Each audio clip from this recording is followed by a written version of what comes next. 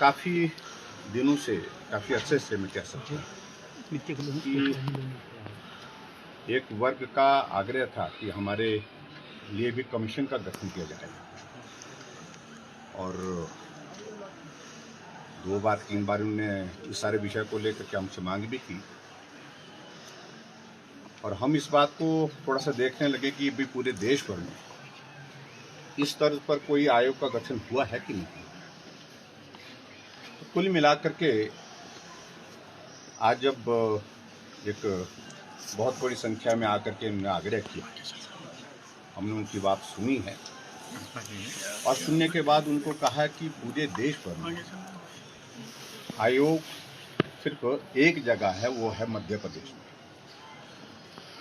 और वो आयोग जो है वो सामान्य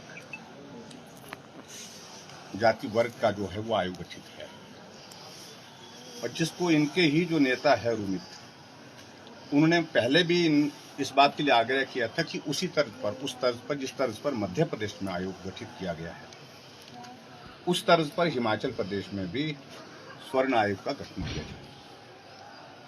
तो आज हमने थोड़ी डिटेल्स उसमें ली है, और डिटेल्स लेने के बाद जब हमने देखा कि इनकी मांग काफ़ी अरसे से इस बात को लेकर के चल रही है, हमने इनकी बात को सुना, और सुनने के बाद हम सारे समाज को इकट्ठा होकर के चले। जैसे हमारे अनुसूचित जाति के वर्ग के लिए भी कमीशन है, ओबीसी के लिए भी कमीशन का प्रावधान है, और ऐसे में अगर हमारे सामान्य वर्ग के लिए भी अगर आयोग का गठन होता है तो उस दृष्टि से कोई इस तरह की बात नहीं है, सब मिलकर के चलें।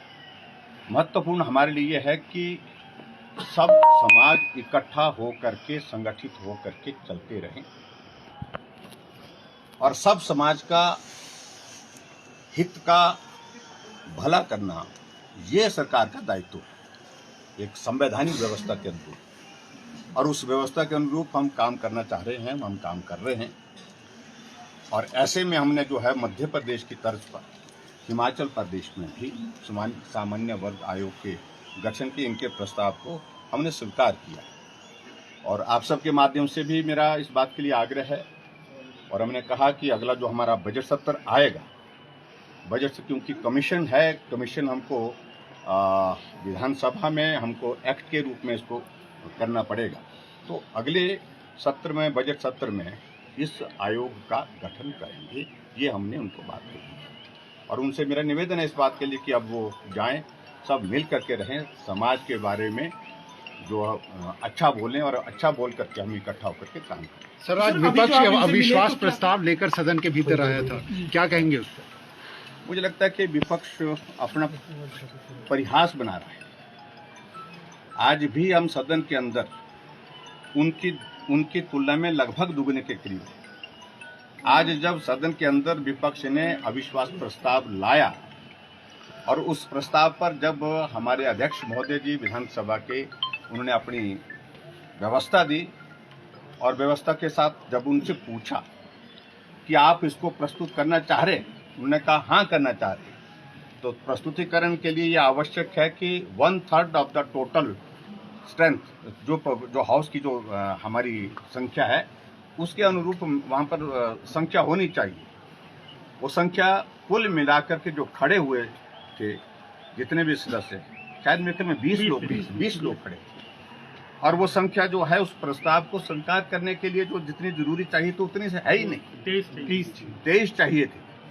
और इस कारण से वो प्रस्ताव जो है आगे बढ़ने से पहले ही गिर गया, और स्वीकार कर दिया अध्यक्ष महोदय ने, उसकी व्यवस्था दे दी। जब उनको अच्छी तरह से मालूम है विपक्ष के लोगों को कि आज हिमाचल प्रदेश में भारतीय जनता पार्टी की सरकार का 4 साल का कार्यकाल पूरा हो रहा है, और ये मैंडेट भारतीय जनता पार्टी की सरकार के लिए 5 साल तक थी, और मेजॉरिटी हम उनसे दुगना है। ऐसी परिस्थिति में अपना मजाक बनाना, अपनी फजीहत करवाने का उनको शौक था, वो फजीहत उन्होंने करवाई, और यही अपरिपक्व नेतृत्व की एक निशानी है जो आज विधानसभा के अंदर आप लोगों ने तमाशा देखा। सर, आप वाराणसी जा रहे हैं, प्रधानमंत्री नरेंद्र मोदी 13 और 14 को वाराणसी में शिवधाम और उसका वो भी करेंगे और मुख्यमंत्री उप मुख्यमंत्री बुलाएंगे, आप वहाँ जाएंगे? हाँ, मेरा जाने का कार्यक्रम है। हालांकि मैंने कहा तो था मैंने कि भी हमारा विधानसभा का सत्र चल रहा है और विधानसभा सत्र के कारण जो है हमारे लिए थोड़ी सी कठिनाई होती, क्योंकि ये विंटर सेशन वर्तमान सरकार के कार्यकाल का ये जो है वो अंतिम सत्र यहाँ धर्मशाला होता है। उसके बाद हमारे बजट सत्र होगा, उसके बाद हमारा मानसून सत्र, उसके बाद चुनाव। तो ऐसी सूरत में ये महत्वपूर्ण होता है। लेकिन फिर भी उनका कहना है कि चीफ मिनिस्टर काउंसिल की मीटिंग काफ़ी अरसे के बाद हो रही, लगभग ज़्यादा 2 साल से भी ज़्यादा वक्त हो गया। तो महत्वपूर्ण विषयों पर चर्चा होनी है, महत्वपूर्ण विषयों पर बातचीत होनी है। उस दृष्टि से उन्होंने बात कही केंद्र की ओर से हमको, और मेरठ जाने का कार्यक्रम 13 तारीख को बना।